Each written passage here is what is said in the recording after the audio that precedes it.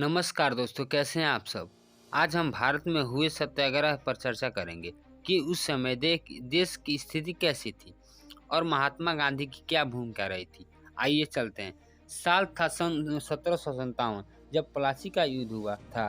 बंगाल के नवाब और east India company के बीच युद्ध चल के ऊपर भारत का भविष्य बन रहा था। बंगाल के नवाब सिराजुद्दौला की सेना मजबूत थी। उसे फ्रांस की सहायता प्रदान थी, जिसके चलते उसे विश्वास था कि ईस्ट इंडिया कंपनी के उसके सामने टिक नहीं पाएगी। उसे पता नहीं था कि उसी के सेना में उसका सबसे भरोसेमंद आदमी भी था, जो उसे धोखा देने वाला है, जिसका कीमत सिराजुद्दौला ही नहीं अपितु आने वाले सालों में पूरा देश चुकाने वाला था। वो चेहरा था मीर जाफर का, जो सिराजुद्दौला का खास था और उसके सेना में एक हिस्सा उसके पास था।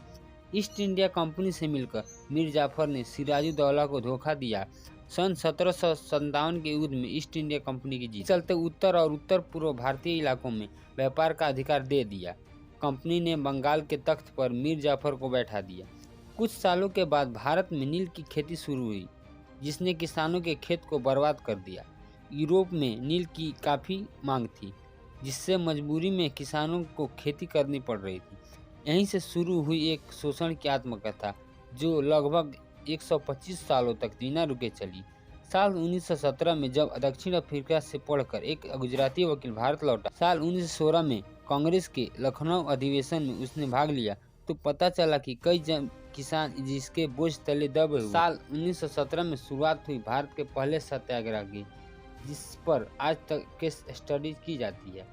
उस सत्याग्रह जिसने पोरबंदर में जन्मे मोहनदास करमचंद गांधी को महात्मा गांधी बना दिया। आगे हम समझेंगे कि किस तरह से ये सत्याग्रह शुरू हुआ, कौन कौन से लोग इसमें शामिल हुए, कंपनी की कौन सी ऐसी नीति थी जिसने किसानों को जीना हराम कर रखा था, नील की खेती में क्या दिक्कतें आ रही थी, सत्याग्रह के दौरान कौन कौन से कदम उठाए गए, उनका क्या नतीजा रहा, इन सब पर बात करेंगे। साथ ही दी जानेंगे कि कौन सी दूसरी सत्याग्रह हुए। इस सत्याग्रह ने पूरी दुनिया में एक प्रभाव डाला। मिलते हैं सत्याग्रह पार्ट 2 में। तब तक जाने की इजाज़त दीजिए और चैनल को सब्सक्राइब करें और अपने दोस्तों के साथ शेयर करें। धन्यवाद।